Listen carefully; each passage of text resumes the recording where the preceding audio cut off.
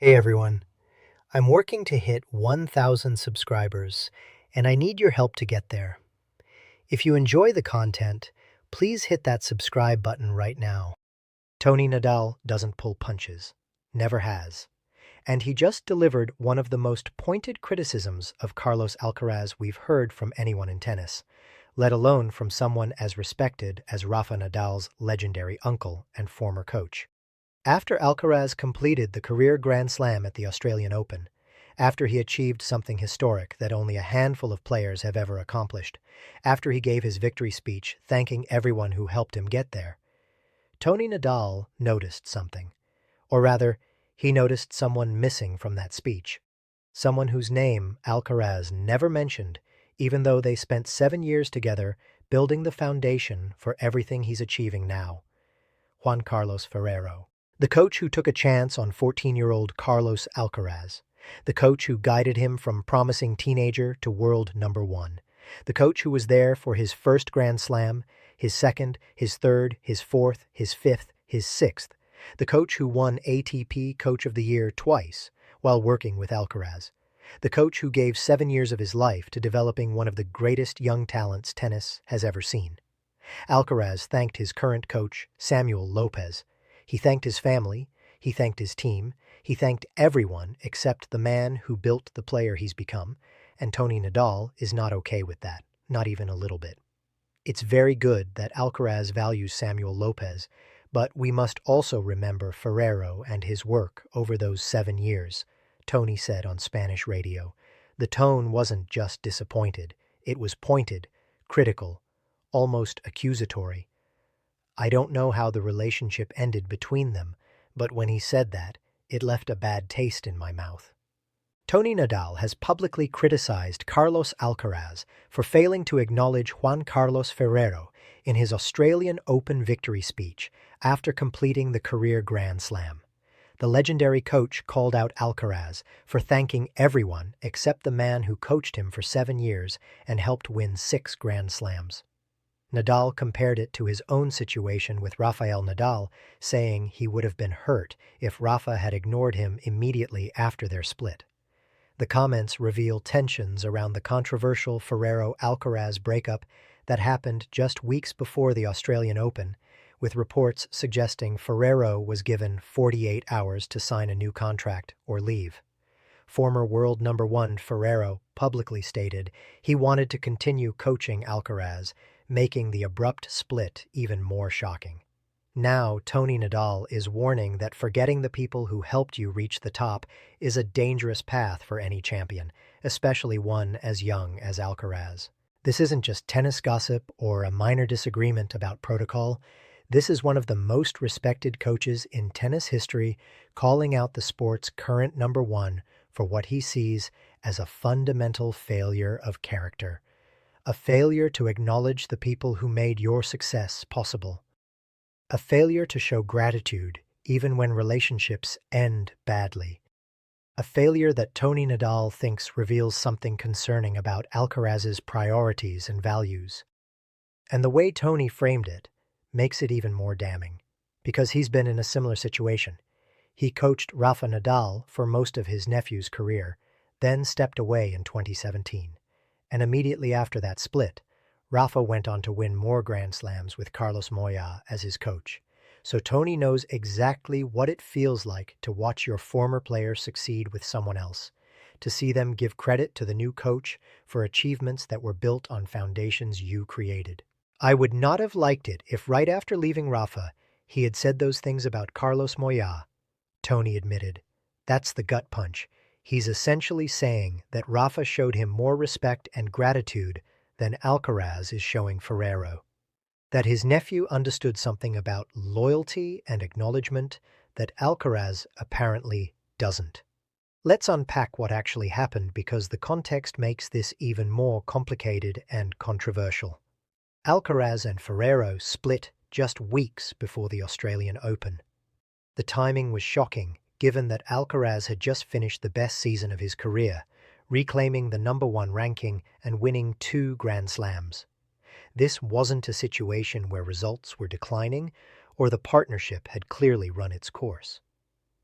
This was a sudden, unexpected break after a historic year. The details of the split are murky, but Spanish media reported that Ferrero was given a contract and told he had 48 hours to respond. 48 hours to decide his future after 7 years of partnership. That's not how you treat someone who's been integral to your success. That's how you treat someone you're trying to push out the door. Toni Nadal picked up on that too. It's a bit strange after a 7-year relationship to be rushed into making such decisions, he said critically. And he's right. If you genuinely want someone to stay, you don't give them an ultimatum with a 2-day deadline. You have conversations. You work through issues. You give them time to consider their options.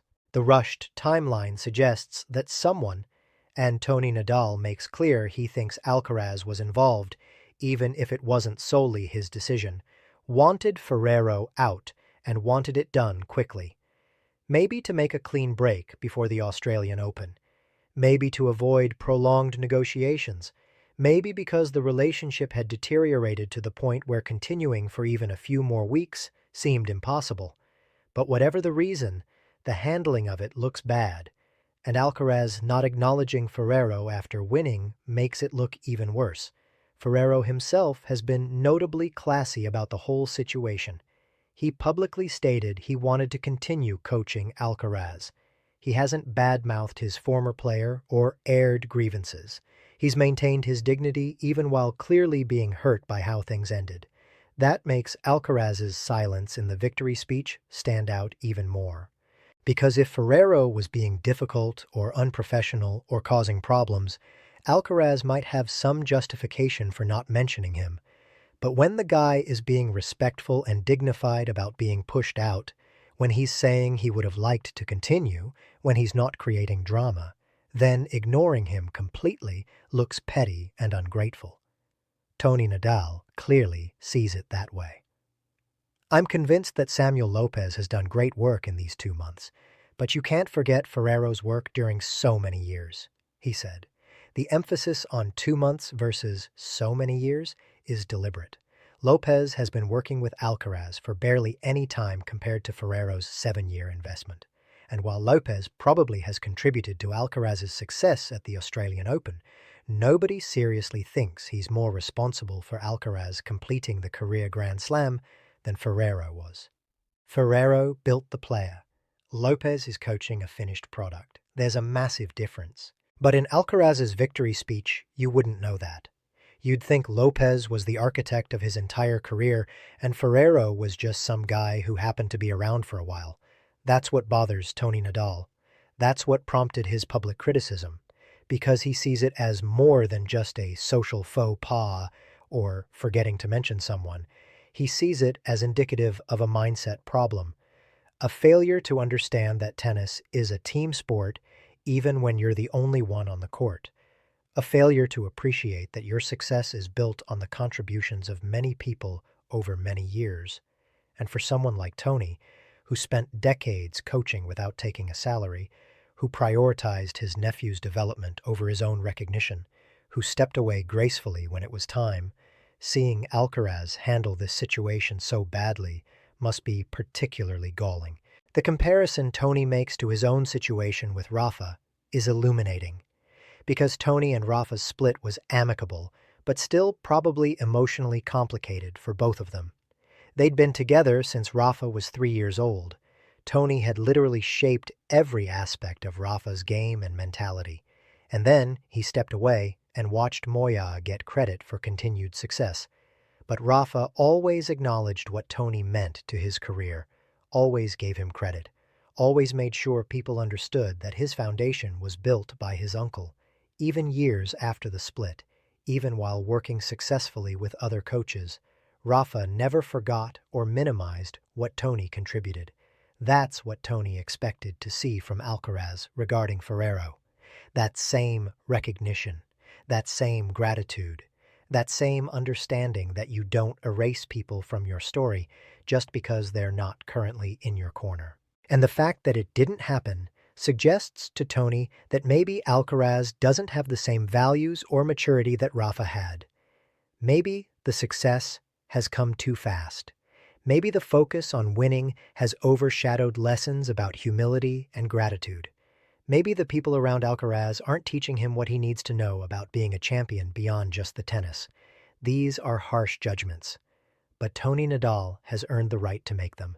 He's not some random commentator or former player with an axe to grind. He's one of the most successful coaches in tennis history. He built one of the greatest champions the sport has ever seen. He knows what it takes, not just to win, but to win with character and grace. So when he says Alcaraz got this wrong, it matters. It should make Alcaraz and his team stop and think about whether they're handling things the right way. The timing of Toni's comments is also significant. He didn't say this immediately after the split was announced. He didn't comment during the Australian Open when Alcaraz was competing. He waited until after the victory, after the celebration, after Alcaraz had his moment, and then he pointed out what was missing from that moment. That's actually pretty calculating. If Toni had criticized Alcaraz before or during the tournament, it could have been dismissed as trying to create drama or distract from the tennis. But by waiting until after, by responding specifically to the victory speech, Toni made sure his criticism would be taken seriously. Made sure people would understand he's not trying to undermine Alcaraz's achievement, but rather pointing out a flaw in how that achievement was celebrated. The reaction in tennis circles has been mixed. Some people think Toni is absolutely right, and that Alcaraz's omission was disrespectful. Others think it's not Toni's place to police how Alcaraz chooses to thank people, that if the relationship with Ferrero ended badly enough, Alcaraz has the right to not include him in his celebrations. Both perspectives have merit.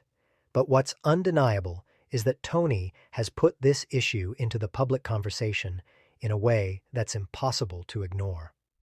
Alcaraz and his team now have to deal with questions about why Ferrero wasn't mentioned, why the split happened, whether there's bad blood, whether Alcaraz feels any gratitude for what Ferrero contributed.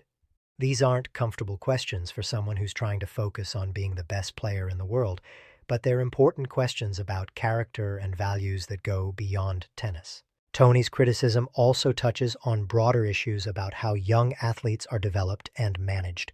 Because increasingly in modern sports, athletes are surrounded by teams of people who serve their interests and tell them what they want to hear. The player becomes the center of everything, with everyone else orbiting around them and adjusting to their needs and preferences. That's natural to some extent. The player is the talent. They're the one performing. They're the one taking the risks.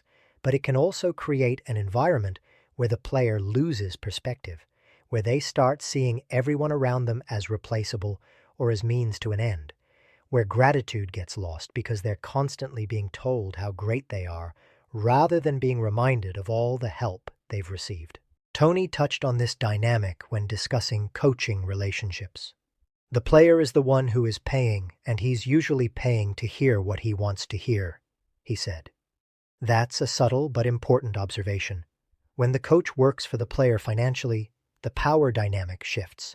The coach becomes more of an employee than a mentor, and employees can be fired when they're no longer useful or when they say things the player doesn't want to hear. Ferrero might have fallen victim to that dynamic. Maybe he was telling Alcaraz things Carlos didn't want to hear, about his exhibition schedule, about his off-court activities, about his training intensity. And maybe Alcaraz decided he'd rather work with someone who was more accommodating, more focused on keeping him happy rather than challenging him. If that's what happened, it would explain the abrupt split and the lack of acknowledgement. Because acknowledging Ferrero would mean acknowledging that maybe he was right about some things, that maybe his 7 years of challenging and pushing Alcaraz were valuable, that maybe the new, more comfortable arrangement with Lopez isn't necessarily better for Alcaraz's long-term development. These are uncomfortable possibilities, but they're worth considering given how this situation has played out. The other angle is purely personal. Maybe there was a falling out between Alcaraz and Ferrero that was bad enough that Carlos genuinely doesn't feel gratitude or appreciation. Maybe something happened that made the relationship toxic. Maybe there are reasons we don't know about that justify the cold shoulder. If that's the case, Alcaraz should probably say so.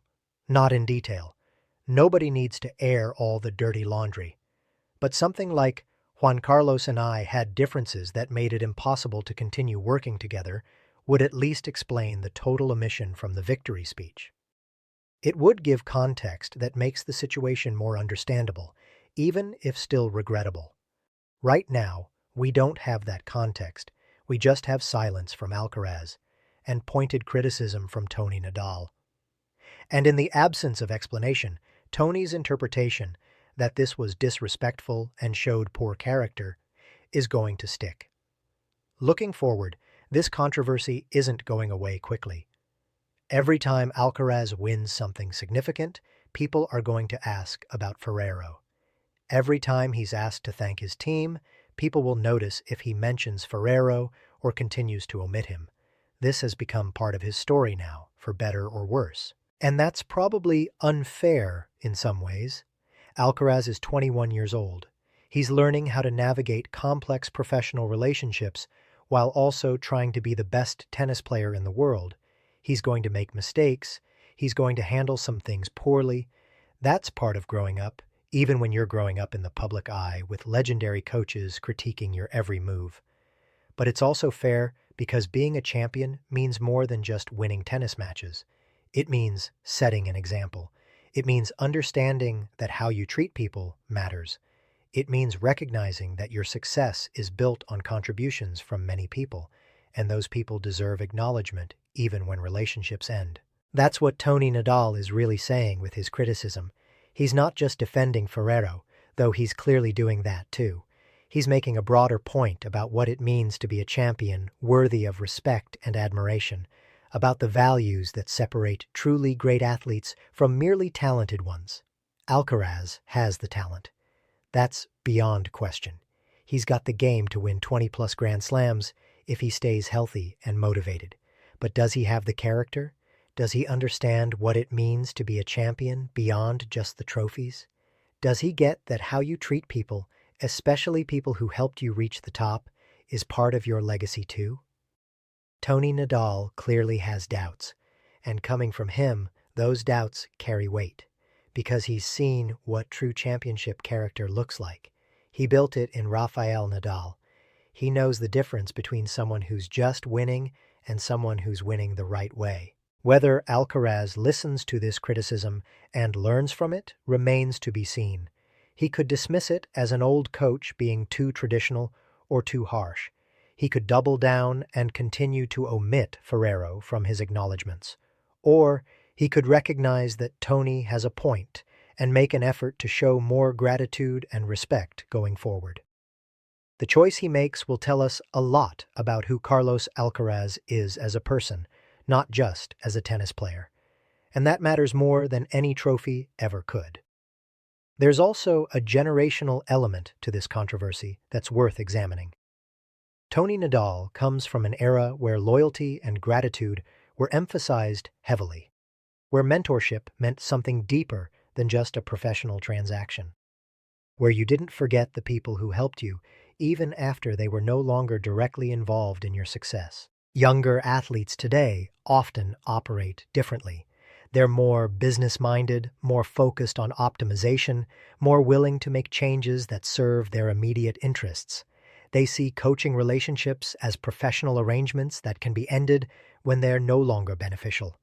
There's nothing inherently wrong with that approach. It's just different from the old-school mentality that Toni represents. But even within that more modern framework, there are still standards of basic respect and acknowledgement that should apply. You can be businesslike about ending a relationship while still recognizing what that person contributed. You can move on professionally while still showing gratitude personally. Those things aren't mutually exclusive. Alcaraz seems to have missed that balance, and Toni Nadal calling him out for it might be exactly the wake-up call he needs to understand that success in tennis requires more than just winning matches. It requires treating people right, remembering where you came from, acknowledging the help you received along the way. Those aren't optional extras for champions. They're fundamental requirements. Was Alcaraz wrong to not mention Ferrero in his victory speech, or is Toni Nadal being too harsh? Does a coach deserve acknowledgement even after an ugly split? And what does this say about Alcaraz's character and maturity? Drop your take in the comments, and let's debate whether Toni's criticism is justified or unfair. Subscribe because the Alcaraz-Ferrero drama is far from over, and we'll be covering every development. Hit that like button if you think gratitude and acknowledgement matter, even when relationships end badly. Champions remember who helped them get there.